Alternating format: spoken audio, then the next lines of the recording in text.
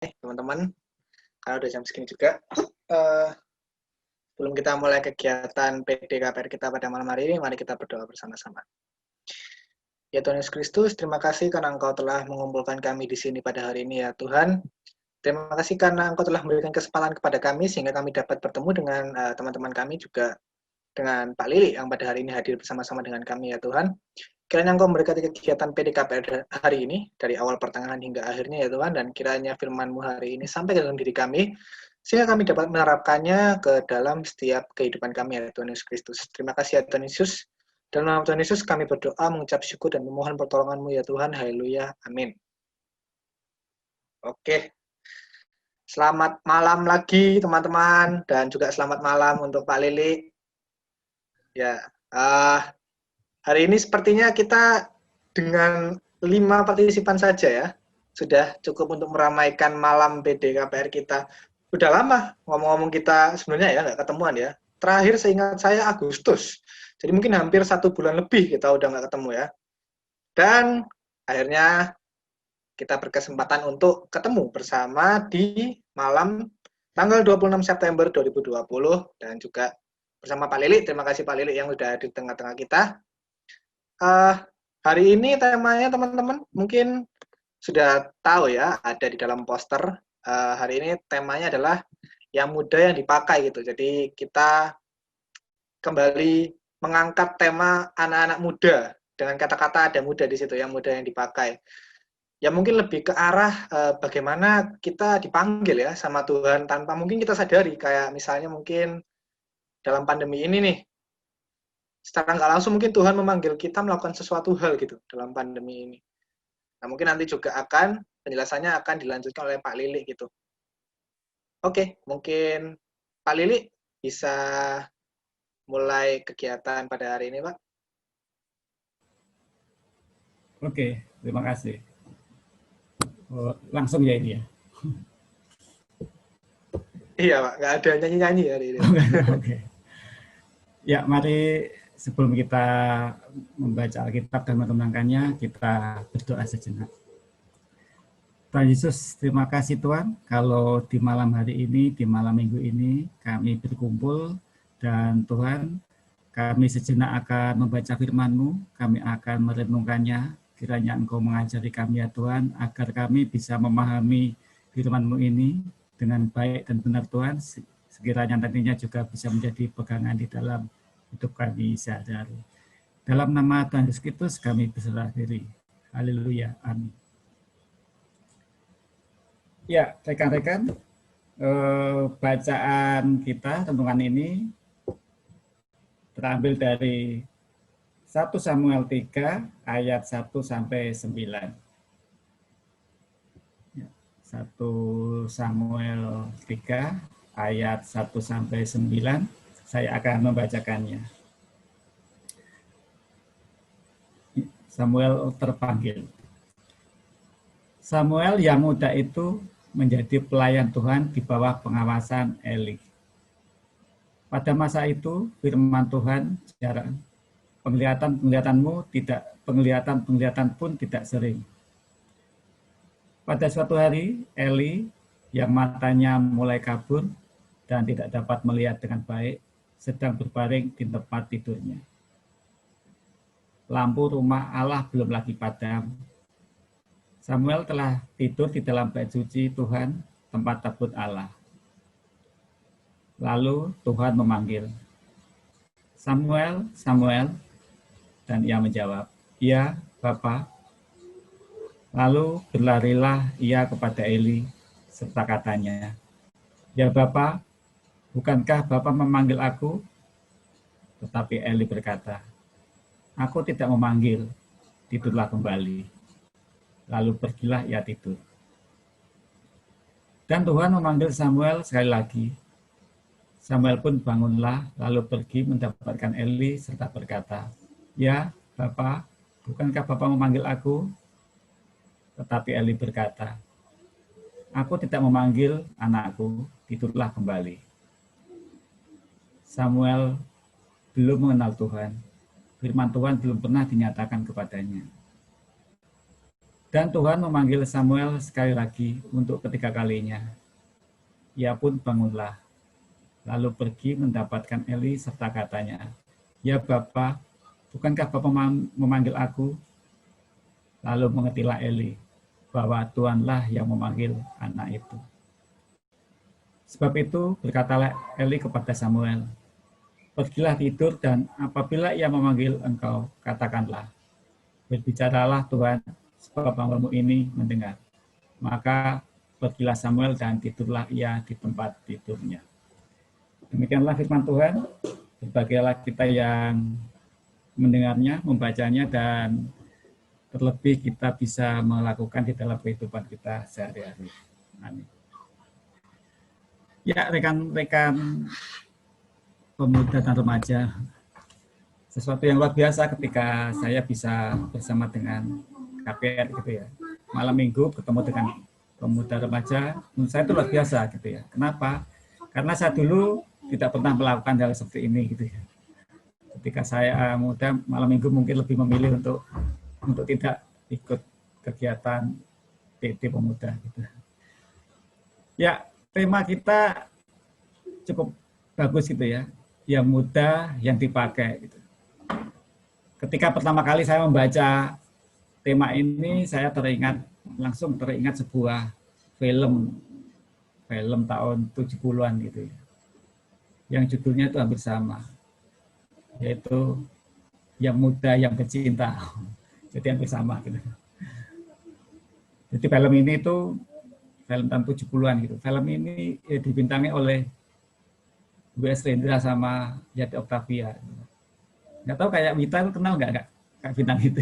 Nggak kenal mungkin ya. Bintang-bintang jadul. Kenapa, Kak? Enggak. Film Yati Octavia kenal artis itu. Nggak kenal. Oh, nggak kenal. Film jadul. Jadi film ini tuh dulu pernah sempat dicekal sih. Tidak boleh tayang itu. Tahun 77 tepatnya dibuat, tapi baru tahun 93 itu baru boleh ditayangkan gitu, di bioskop. Ya, karena ya film itu sih bercerita tentang biasa percintaan anak muda gitu kan.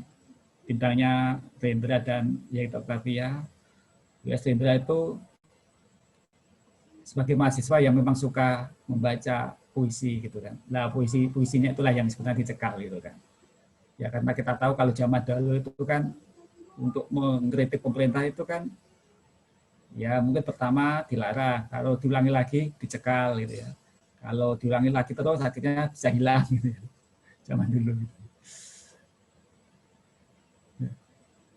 Kemudian dalam sebuah organisasi gitu ya, dalam sebuah organisasi entah itu dimanapun termasuk gereja atau di organisasi kepemudaan misalnya, itu sering atau selalu tuh hampir ada yang namanya sebuah dikotomi gitu ya, dikotomi tua muda. Dikotomi itu pembedaan dua kelompok yang saling berseberangan lah kira-kira begitu. Mungkin yang paling sering kita lihat atau yang paling gampang kita lihat itu biasanya kalau pas pilkada atau pilpres gitu ya. Itu mesti selalu menampilkan isu-isu dikotomi itu selalu diangkat. Misalnya kalau kebetulan calonnya muda ya, mesti yang diangkat adalah lebih inovatif misalnya, lebih dinamis, lebih akan melakukan perubahan dan sebagainya. Kemudian kalau kebetulan calonnya tua gitu senior, maka branding yang diangkatnya adalah lebih berpengalaman, lebih bijak gitu ya, lebih teruji dan sebagainya gitu.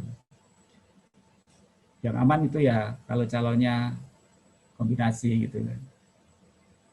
Calon bupatinya tua, wakilnya muda, itu mungkin lebih aman sehingga dia bisa apapun isunya tua muda bisa masuk gitu kan. Nah, tetapi uniknya ketika itu biasanya untuk pilkada ataupun untuk hal-hal yang sifatnya organisasi profit gitu. Tapi kalau untuk organisasi yang non profit ya organisasi sosial biasanya malah sebaliknya gitu kan. Misalnya yang muda merasa wah saya kan masih muda belum berpengalaman, belum teruji, yang tua saja. Gitu. Dan sebaliknya, yang tua pun mungkin akan berpikir begitu. Saya kan sudah capek, sudah tidak bisa cepat dan sebagainya, yang mudah saja. Gitu. Padahal kan sebenarnya sama saja, nggak pasti gitu kan. Orang muda tapi bersikap tua pun bisa gitu kan. Atau sebaliknya orang tua tapi berkarakter muda itu juga banyak gitu. Ya walaupun memang secara umum ada perbedaan sih memang kalau kita membandingkan gitu ya, antara muda dan tua. Muda memang secara umum adalah ya tadi memang lebih inovatif gitu ya. Lebih menyukai perubahan. Kalau orang tua mungkin menang di balang dia lebih berpengalaman gitu ya. Mungkin mikirnya lebih pengalaman.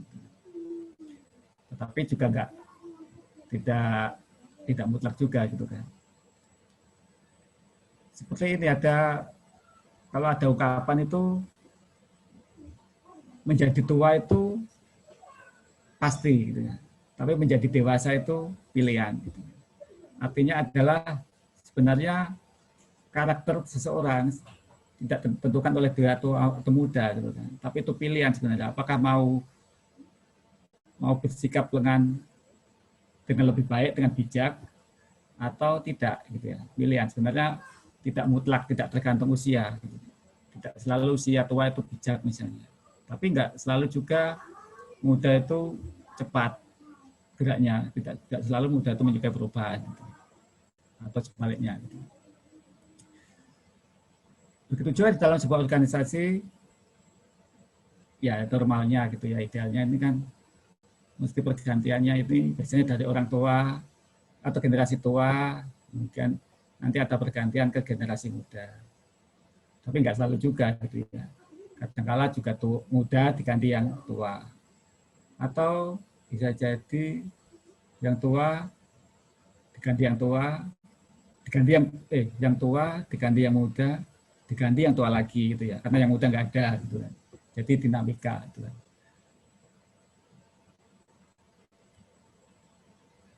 Nah, kita kembali ke bacaan kita tentang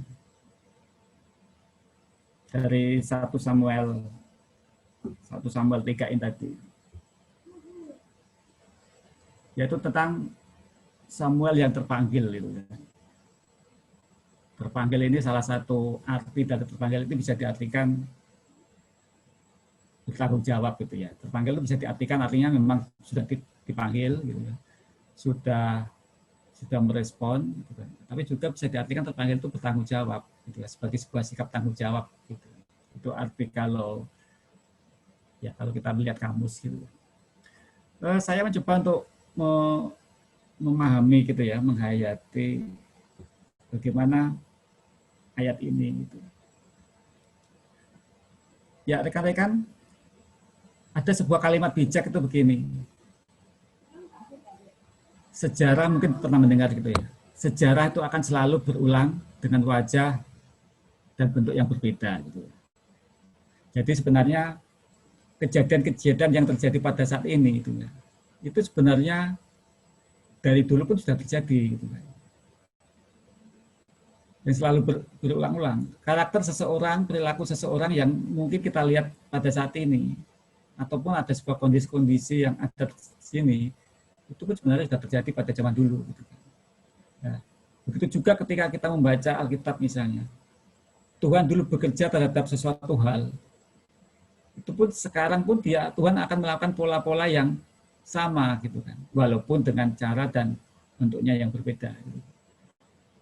Nah, itulah perlunya kita belajar Alkitab. Itu sebenarnya salah satu tujuannya adalah kita tuh belajar sejarah.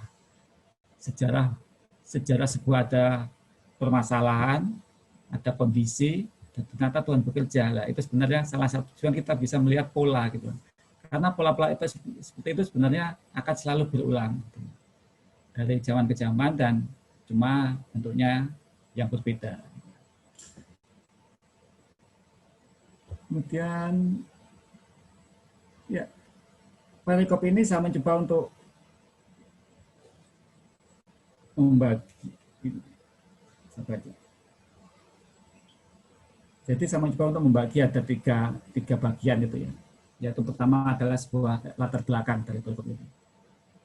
Yaitu ya ayat 1 dan ayat 2 ini bercerita tentang ini sebenarnya kondisi teleskop ini adalah masa peralihan gitu ya dari Eli ke Samuel itu. Di sini dikatakan Samuel yang muda itu menjadi pelayan Tuhan di bawah pengawasan Eli. Ini menurut saya ini sebuah, kalau dalam sebuah organisasi gitu, ini sebuah kolaborasi yang memang seharusnya gitu. Artinya ada sebuah kaderisasi gitu kan. Bagaimana orang tua yang senior bisa bekerja sama dengan anak yang junior gitu kan. Jadi mungkin kalau tadi saya bercerita tentang film tadi ya, mungkin pada zaman itu tuh antara muda dengan orang tua yang dalam itu pemerintah itu nggak bisa komunikasi gitu kan. Maka yang bisa mungkin hanya lewat puisi-puisi yang sebenarnya itu adalah protes menyampaikan suara anak muda gitu ya, suara rakyat. Tapi bagi orang tua, bagi pemerintah, kalau nggak cocok ya dicekal gitu kan. Nah, dan ini menarik sekali bahwa Samuel ini benar-benar dididik oleh Eli gitu. Atau kalau disebutkan di bawah pengawasan Eli. Pengawasan ini kalau dalam bahasa Jawa ini diawat-awati itu ya artinya. Kalau Alkitab bahasa Jawa mengatakan diawat-awati itu diawasi sambil dijaga gitu ya. Dijaga pokoknya benar-benar dilindungi. Karena kemudian dari Samuel ini kita tahu bahwa Samuel ini sejak kecil, mungkin usianya 2 atau 3 tahun itu memang sudah diserahkan ibunya ke bait Allah gitu ya untuk menjadi pelayan itu. Dan itu selalu dibina oleh Imam Eli gitu. Itu. Kemudian ada lagi kondisi bahwa Imam Eli disebutkan bahwa dia sudah tua gitu. Karena dia sudah tua, matanya sudah nggak kabur gitu kan, sehingga dia nggak bisa melihat dengan baik. Kemudian latar belakang lagi bahwa ayat 1b dikatakan pada masa itu firman Tuhan jarang, penglihatan pun tidak sering. Nah ini menunjukkan bahwa saat itu tidak ada nabi yang dikenal secara umum gitu, sehingga dapat dimintai tolong gitu. Dan juga tidak ada yang menerima pewahyuan ilahi gitu ya kondisinya.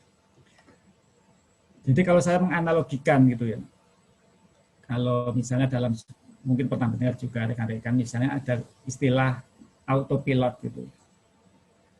Jadi autopilot itu kalau pesawat itu kan autopilot artinya walaupun pilotnya itu nggak nyetir ya, tapi kalau sudah disetting autopilot maka pesawat bisa jalan sendiri.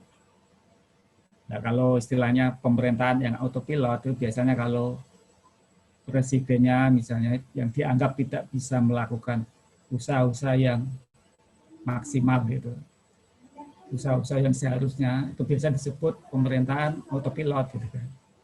Karena apa? Karena walaupun presidennya atau gubernurnya itu nggak bekerja, tetap bisa jalan karena memang sistemnya sudah jalan gitu kan. Ya tidak selalu jelek sih kondisi seperti itu gitu kan. Tetapi tentunya tidak bisa maksimal dibanding kalau misalnya sang gubernur atau presiden tadi melakukan sesuatu yang lebih lagi gitu. Dan seringkali kita pun mengalami seperti itu gitu. Dalam sebuah kelompok, sebuah organisasi itu kadang-kala juga kondisinya kalau memang kondisinya seperti itu biasanya stagnan gitu. Stagnan artinya ya tetap berjalan, cuma mungkin nggak bisa maksimal gitu, nggak bisa lebih baik lagi gitu.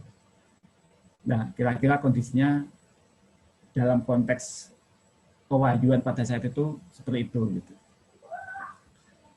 Nah dengan kondisi itulah akhirnya kalau kita melihat ayat berikutnya, ayat ketiga sampai ke-8 ini, Tuhan memanggil Samuel. Dan Tuhan memanggil Samuel sampai 3 kali. Cukup menarik ketika kita membaca ayat 3 dan sampai ke-8 ini, bahwa Tuhan itu memanggil Samuel sampai 3 kali. Dan itu dengan respon yang mungkin agak sedikit berbeda. Yang pertama, gitu ya, ketika Samuel, ayat 4, lalu Tuhan memanggil, Samuel, Samuel, dan ia menjawab, iya Bapa. Lalu ia berlari. Itu panggilan pertama. Dan panggilan kedua mungkin agak sedikit berbeda. Gitu kan. Ketika dia dipanggil, ayat 6, dan Tuhan memanggil Samuel sekali lagi, Samuel pun bangunlah, lalu pergi mendatangi Eli serta berkata, iya Bapa. Bedanya apa?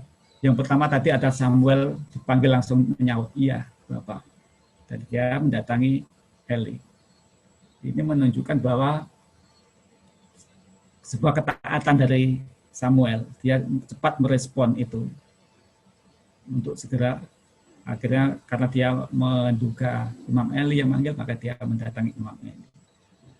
Dan ternyata Imam Eli nggak memanggil.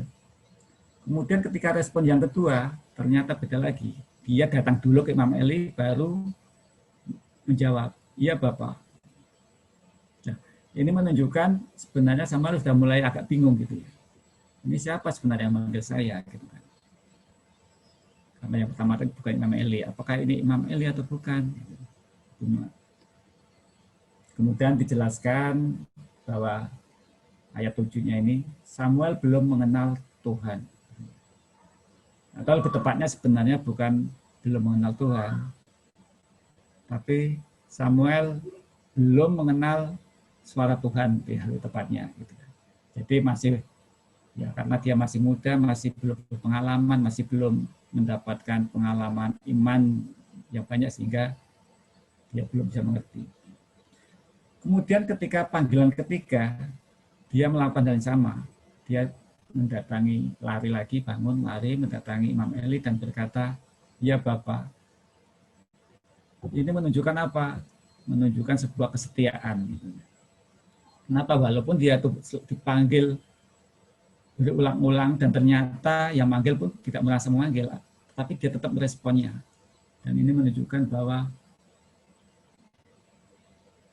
kesetiaan dari Samuel itu kan. Jadi kalau pada yang pertama tadi menunjukkan ketaatan Samuel, panggilan kedua menunjukkan bahwa kebingungan Samuel, kemudian yang ketiga itulah Samuel tetap merespon sebagai sebuah kesetiaan. Nah, kemudian apa respon dari Samuel?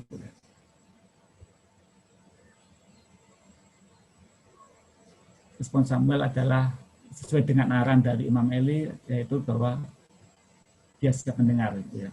Kalau di sini disebutkan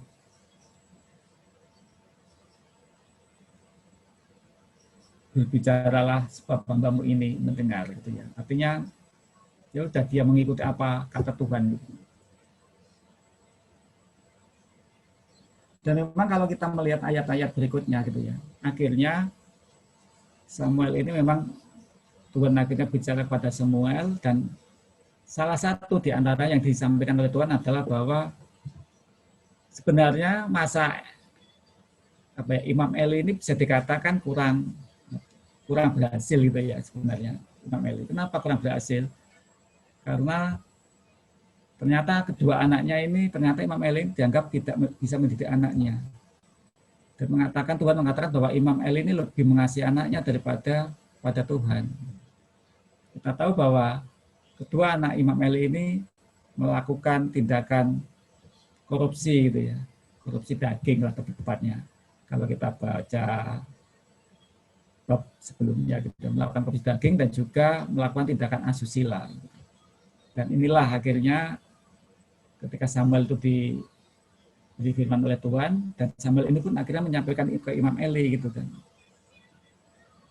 Intinya apa? Bahwa Samuel ingin memberikan sebuah pesan daripada Tuhan bahwa sebenarnya apa yang terjadi selama ini ya ada yang tidak baik gitu kan. Dan itulah Samuel di situ hadir di situ. Ya, rekan-rekan mungkin mau sama sedikit dengan kalau kita cerita tentang gereja gitu ya. Ya misalnya ini salah satu contohnya kalau ada pemilihan penatua misalnya, itu ada yang sebenarnya itu ada dari golongan muda gitulah yang ada yang mencalonkan gitu kan. Tetapi biasanya mereka atau sebagian besar sih, mungkin mereka belum bisa gitu ya, atau belum bersedia. Saya nggak tahu sih, tentu alasannya macam-macam sih. Bisa saja alasannya, waduh, saya belum siap gitu ya. Bisa saja alasannya saya sibuk juga bisa, atau alasannya belum klik atau apalah, saya nggak tahu. Tentu ada banyak alasan gitu kan.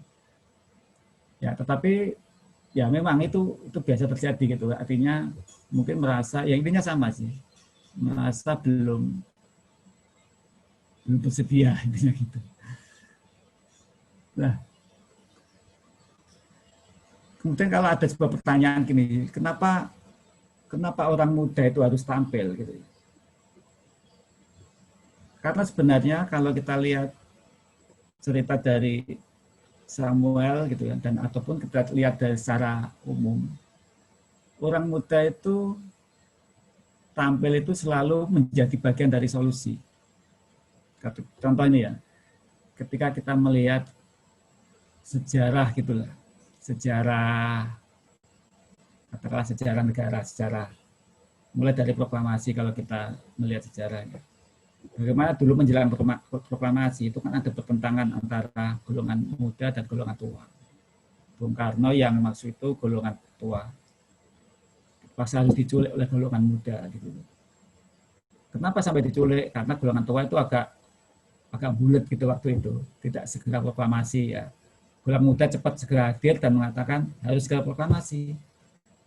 Dan itulah jadi proklamasi dengan pas tanggal 17 itu.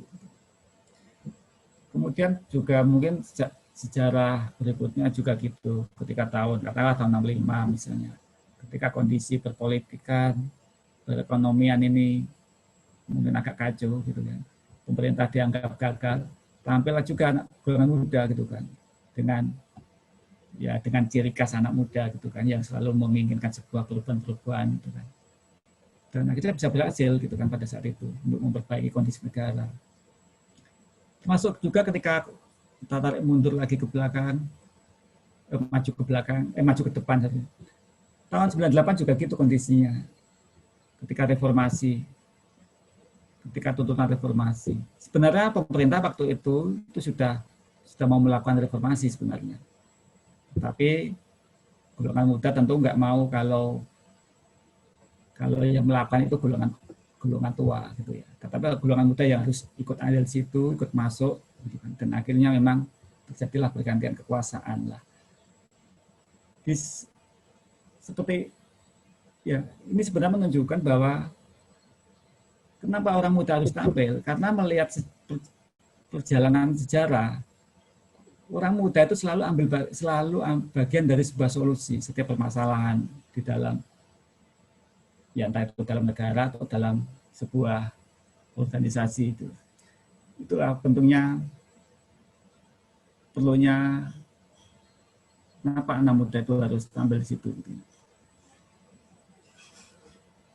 Kalau kita berbicara di gereja kita tentu ya enggak hanya tentang penatua, tetapi di sebuah kegiatan lainnya juga gitu ya, kegiatan-kegiatan di ya entah itu KPR misalnya, di komisi atau di Muger atau di apapun, sebenarnya kehadiran orang muda ini ya saya menyebutnya sebagai bagian dari solusi. Kenapa? Karena hidup itu memang selalu berubah, harus berubah gitu ya, selalu dinamis. Dan salah satu ciri khas dari orang muda itu adalah selalu berubah tadi, selalu dinamis. Terlebih kalau kita melihat sekarang ini sangat penting sekali kondisi pandemi gitu ya. Kita tahu bahwa perubahan ya ini termasuk revolusi komunikasi sebenarnya. Perubahan yang sangat cepat banyak orang itu yang mengalami tergagap-gagap gitu ya perubahan ini. Banyak yang bingung itu bingung bisa karena memang dia nggak punya, bingung untuk melakukan apa, gitu kan. Atau kalaupun bisa pun juga mungkin tidak semaksimal lah gitu kan. Itulah perlunya anak muda yang memang selalu melihat sebuah hal yang memang harus berubah. Itu sebenarnya sangat dibutuhkan di sini. Di ya peran manapun juga sih, tidak harus ya di semua bidang gitu ya. Dan itu sangat, kalau kondisi inilah sangat mencolok sebenarnya bahwa kehadiran pemuda itu sangat dibutuhkan. Kenapa? Karena yang tua banyak tergagap terhadap perubahan gaya hidup sekarang ini gitu, termasuk gaya berkegiatan ini gitu.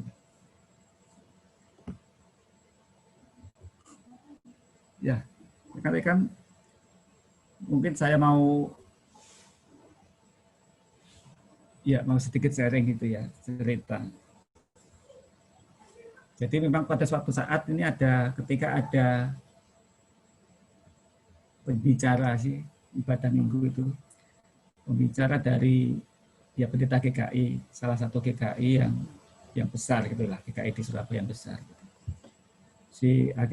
Saya sempat ngomong-ngomong, menurut ceritanya si pendeta ini bahwa di GKI tersebut gitu ya, ternyata kalau PD sektor itu yang melayani itu hampir selalu pendeta gitu ya, hampir semuanya pendeta. Kalau bukan pendeta, biasanya penatua, tapi itu pun sudah dipersiapkan gitu. Karena memang gerejanya besar, pendetanya banyak. Pada saat itu saya sempat berpikir, wah berarti keren gitu ya. PD sektornya ini keren. Gitu kan. Hampir semuanya pendeta, mesti berkualitas. Gitu. Mesti nggak ngantuk. Gitu ya. Kalau PD-nya sepanjang itu kan mungkin sering ngantuk gitu ya. Apalagi kalau yang menjadi pembicara itu bukan pendeta atau bukan calon pendeta itu kan. Kadang-kala bingung ngomong apa gitu. Gak mudah gitu. Saya berpikir wah itu keren berarti. Tapi saya juga berpikir begini, wah kalau kondisinya seperti itu gitu. Wah ini jangan-jangan menunjukkan bahwa mereka ini tidak bisa semandiri kita gitu kan. Mereka mungkin nggak bisa sukses seperti kita gitu kan. Jangan-jangan kalau mereka nggak punya pendeta, mereka nggak bisa apa-apa gitu. Kalau kita aja nggak punya, bertahun-tahun nggak punya pendeta aja bisa jalan gitu. Ya walau maksudnya bukan berarti nggak butuh pendeta gitu kan. Maksudnya adalah bahwa kita bisa sukses dengan kondisi ini. Gitu kan. Kita bisa bertahan dengan kondisi keterbatasan kita. Gitu kan. Kenapa kita bisa bertahan?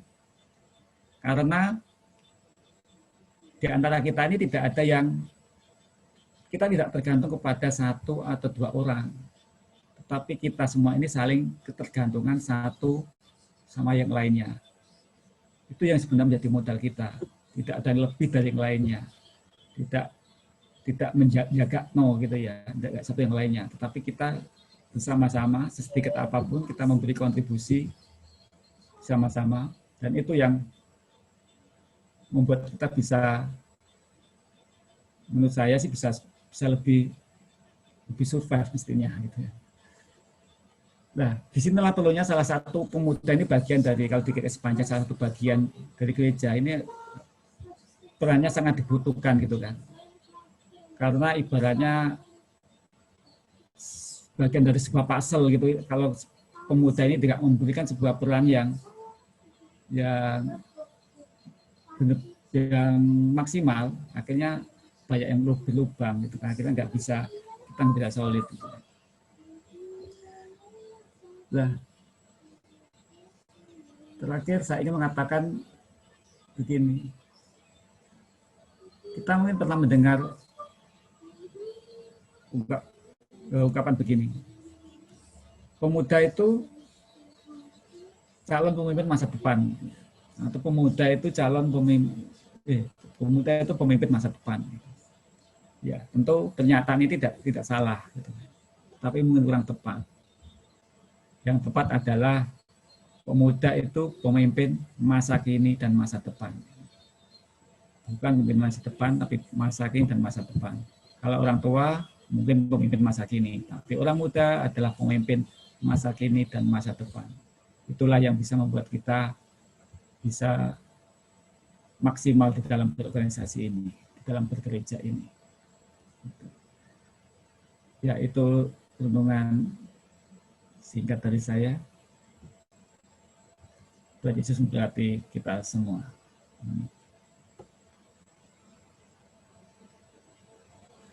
Apa ini? Kita perlu sharing-sharing atau enggak? Atau? Ya, mungkin ada teman-teman yang mau sharing juga mungkin selama selama pandemi ini ya, mungkin sudah merasa dipakai untuk apa, bukan merasa dipakai juga mungkin ada perubahan ya, kan karena kita mungkin seperti yang disebutkan oleh Pak Lili tadi, kan kita anak-anak muda yang ingin perubahan gitu kan ya. Mungkin dari saya pribadi, kalau bicara soal perubahan, mungkin perubahan yang paling terasa adalah ya, karena saya selama pandemi ini mungkin lebih banyak rebahannya daripada dikasih tugas mungkin ya. Jadi kan kayak ada perubahan, waduh kok perubahan terus, padahal saya juga laki-laki gitu kan. Saya harus memastikan masa depan seseorang mungkin suatu saat nanti gitu kan. Tapi kok malah rasanya kok rebahan terus gitu kan. Yang akhirnya juga mungkin sedikit mendorong saya untuk melihat, oke, mungkin kita coba cari ilmu baru lah di luar. Ya, dikit-dikit mulai juga baca buku, tapi juga kadang iya, kadang enggak. Jadi kan karena kita, kalau saya ngelihat katanya Indonesia ini budaya literasinya kan terjelek kedua kalau nggak salah ya. Ya udah mungkin saya, ya udahlah coba bacaan ringan, ya on off gitu kan. Mau nyoba buka Alkitab pun kadang-kala ya on off, ujung-ujungnya mungkin cuma ngelihat statusnya orang gitu ya. Biasanya kan ada beberapa penatua yang saya lihat itu juga mengeluarkan statusnya itu, terus ada ayat Alkitabnya itu mungkin yang bisa saya ikuti juga gitu, yang mungkin ya jadi salah satu pengingat juga gitu kan. Ya mungkin seperti itu sih Pak kalau dari saya, perubahan yang terjadi di sekitaran hidup saya mungkin gitu. Ya mungkin teman-teman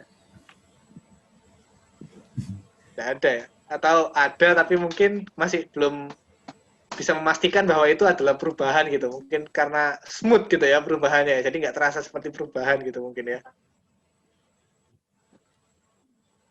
Ini perubahan zamannya sebenarnya kan nggak smooth kan, perubahannya kan sebenarnya radikal perubahannya.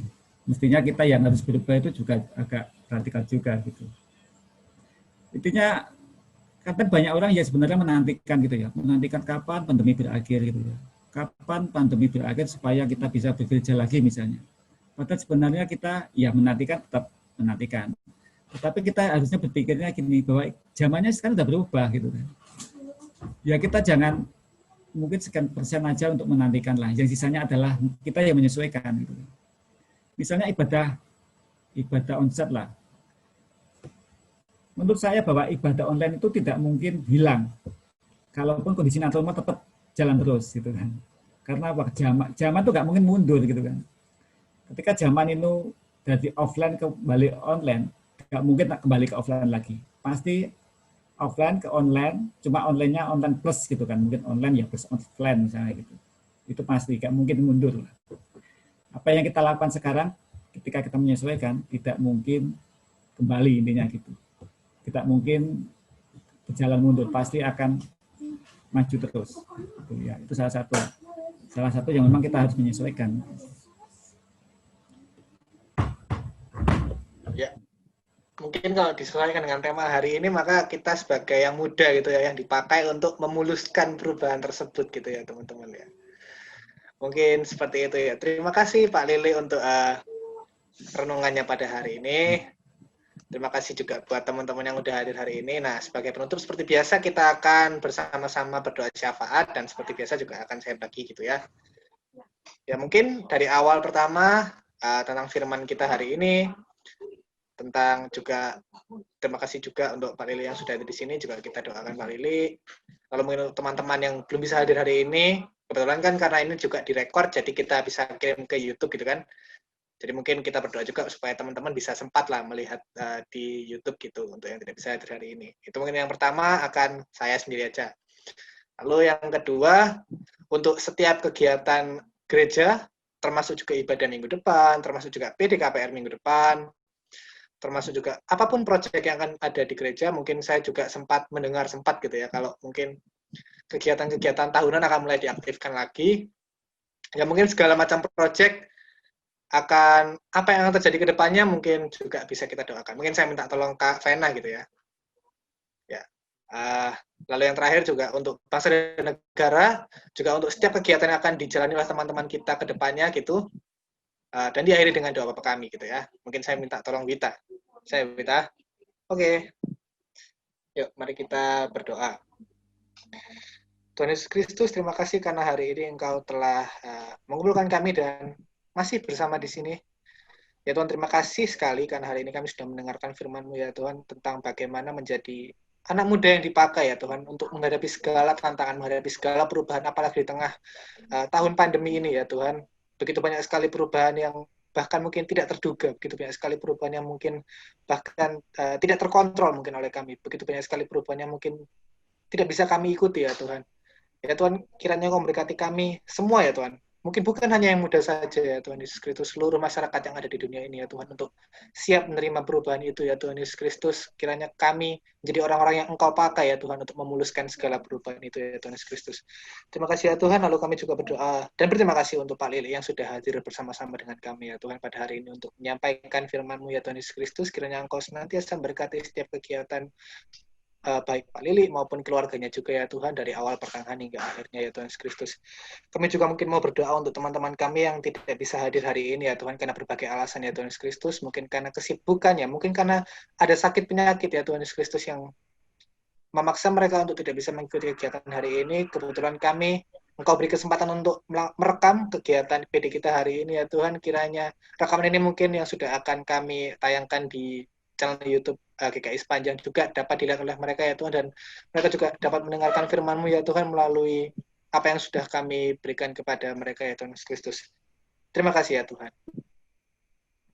Kami juga ingin berdoa untuk gereja kami ya Tuhan, khususnya untuk GKI Sepanjang. Di tengah-tengah kondisi yang seperti ini, di setiap perubahan yang terjadi ya Tuhan, kiranya kami semua dapat bersatu padu ya Tuhan. Kami dapat tetap bersahati agar kami dapat melakukan segala sesuatunya, beribadah meskipun di rumah, dan kami bisa tetap melayani Engkau ya Tuhan, meskipun kami jarang berjumpa, kami jarang bertemu, tapi kiranya semangat itu semakin menyala-nyala ya Tuhan di dalam setiap hati kami.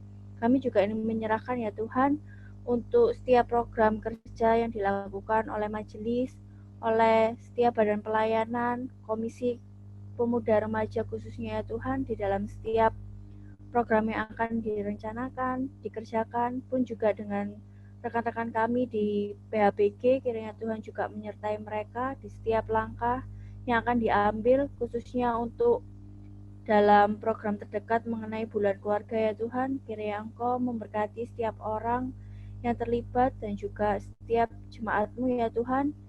Kiranya Engkau sendiri yang berkehendak dari setiap acara apapun yang akan kami lakukan, karena semuanya hanya untuk kemuliaan nama-Mu saja ya Tuhan. Kami berdoa juga ya Tuhan untuk penyelenggaraan kebaktian online. Engkau memberkati setiap orang yang berkarya di belakangnya ya Tuhan, baik yang ada di depan layar maupun yang di belakang layar Tuhan. Setiap orang yang bekerja keras untuk terselenggaranya kebaktian online, kiranya Engkau selalu mengurapi mereka, Engkau memberkati mereka kesehatan, dan juga Engkau memberikan segala sesuatu yang mereka butuhkan. Terima kasih ya Tuhan, hanya dalam nama-Mu saja kami serahkan doa ini. Tuhan, kami juga berdoa untuk bangsa dan negara kami. Berkatilah ya Tuhan, agar bangsa dan negara kami tetap terlindungi dari masa pandemi ini ya Tuhan, dan berkatilah dari pemerintahan, dari yang terkecil sampai yang tertinggi ya Tuhan. Berkatilah agar mereka bisa melindungi dan memberikan hal yang maksimal ya Tuhan untuk negara Indonesia ini, seperti protokol kesehatan, agar masyarakat bisa mematuhinya, dan Kita juga berdoa ya Tuhan untuk kegiatan yang akan kami lakukan. Berkatilah ya Tuhan, agar kegiatan yang kami lakukan selanjutnya bisa kami lakukan dengan baik ya Tuhan. Dalam nama Tuhan Yesus, Bapa kami yang ada di surga, dikuduskanlah namamu, datanglah kerajaan-Mu, jadilah kehendak-Mu di atas bumi seperti dalam surga. Berilah kami pada hari ini makanan kami secukupnya, dan ampunilah kami akan kesalahan kami, seperti kami juga mengampuni yang bersalah kepada kami. Dan janganlah masukkan kami dalam cobaan, tapi lepaskanlah kami dari pada jahat, karena Engkau yang punya kerajaan, dan kuasa, dan kemuliaan, sampai selama-lamanya. Amin. Iya, terima kasih buat Kak Vena dan Wita yang udah mau berdoa bersama-sama kita. Nah, kebetulan juga tadi sempat saya singgung dalam doa gitu ya. Minggu depan kita akan ada kebaktian PDKPR lagi tanggal 3 yang akan dilayani oleh siapa? Tunggu aja teman-teman. Tapi pasti ada. Jadi nanti akan saya share di grup lain gitu. Oke teman-teman, terima kasih buat yang sudah hadir hari ini. Terima kasih juga buat Pak Lili sekali lagi untuk yang sudah menyempatkan hadir di sini. Terima kasih dan sampai jumpa minggu depan teman-teman. Saya N ya. Dadah.